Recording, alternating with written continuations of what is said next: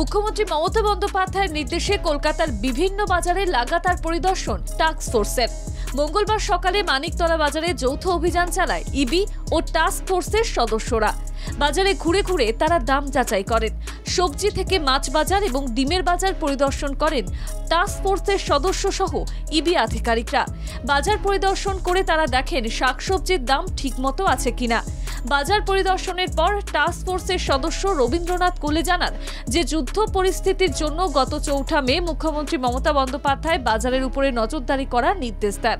তারপরেও যাতে সাধারণ মানুষের নাগালের বাইরে গিয়ে বাজারে মূল্য না নেওয়া হয় সেই জন্য সতর্ক বার্তা দেন টাস্ক ফোর্সের সদস্য রবীন্দ্রনাথ কোলে। মুখ্যমন্ত্রী চাইছেন যে এখন এটা লাগাতার একটা প্রসেসের মধ্যে থাকলে ব্যবসায়ীদের উপরে চাপ থাকবে, সবাই জানবে। এটা উনি মানুষ যাতে কষ্ট না পায়, মানুষের যাতে টাকা পকেট থেকে বেরিয়ে না যায় অনর্থক, সেইটা রোখার জন্যই এই ব্যবস্থাটা। আমরা সেই জন্যে মাছ, মাংস, ডিম, চিকেন সব কিছু, এমনকি আপনার চালের দামও কমে গেছে। মুখ্যমন্ত্রীর নির্দেশে তারা লাগাতার বাজারের পরিদর্শন করছেন বলে জানালেন টাস্ক ফোর্সের সদস্য রবীন্দ্রনাথ কোলে। একইভাবে পরিদর্শনের ফলে বাজারের দাম নিয়ন্ত্রণ করা সম্ভব হবে বলে জানালেন টাস্ক ফোর্সের আরও এক সদস্য কমল দে।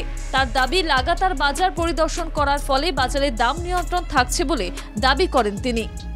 সাধারণ মানুষকে একটা সচেতনতা করা, তারা দেখছে সরকারি লোক ঢুকছে এবং দোকানদাররাও একটা ভয় পাচ্ছে, যারা কালোবাজারি করার সুযোগ নিচ্ছে, যারা দাম বাড়াবার সুযোগ নিচ্ছে।